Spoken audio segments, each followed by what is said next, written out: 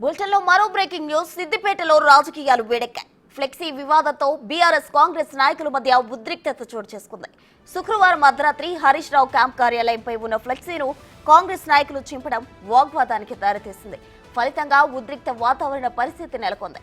దీంతో పరిస్థితిని అదుపులోకి తెచ్చేందుకు పోలీసులు జోక్యం చేసుకుని ఇరు వర్గాలను చెదరగొట్టి వివాదాన్ని సద్దుమణిగేలా చేశారు. ఇక ఈ ఫ్లెక్సీ వివాదంతో బీఆర్ఎస్ నాయకులు కార్యకర్తలు పట్టణంలో ర్యాలీ చేపట్టారు. అనంతరం పాత బస్టాండ్ వద్ద ధర్నా కూడా నిర్వహించారు.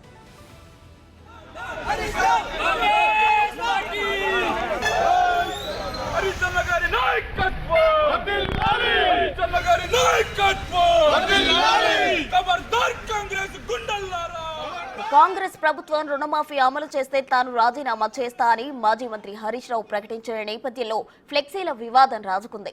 రేవంత్ ప్రభుత్వం ముందే చెప్పినట్లు ఆగస్టు 15న రైతు రుణమాఫీ అమలు చేయడంతో సిద్దిపేటలో హరీష్ రావు రాజీనామా చేయాలన్న డిమాండ్లు తెరపైకొచ్చాయి.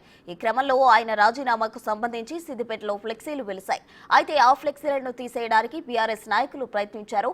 ఈ క్రమంలో అక్కడికి కాంగ్రెస్ కార్యకర్తలు భారీగా చేరుకున్నారు.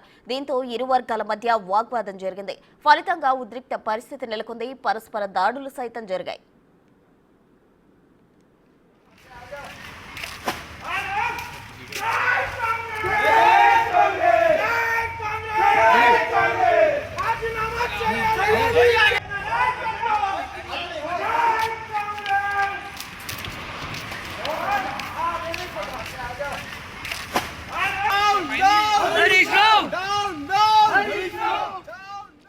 రైతు రుణమాఫీ అసంపూర్తిగా జరగడంతోనే తమ నేత రాజీనామా తిరస్కరించారని బీఆర్ఎస్ నేతలు అంటుండగా, ముందే చెప్పినట్లు 2 లక్షల వరకు రుణమాఫీ అమలు చేసి రేవంత్ ప్రభుత్వం చిత్తశుద్ధి నిరూపించుకున్నందున హరీష్ రావు తన సవాల్ స్వీకరించి రాజీనామా చేయాలని కాంగ్రెస్ కేడర్ అంటుంది.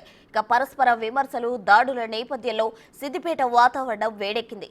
ఎప్పుడు ఎలాంటి పరిస్థితి చోటు చేసుకుంటుందో తెలియని పరిస్థితి నెలకొంది. ఉద్రిక్తతల నేపథ్యంలో పోలీసులు రంగప్రవేశం చేసి పరిస్థితి అదుపులోకి తీసుకుని కొందరిని అరెస్ట్ చేశారు.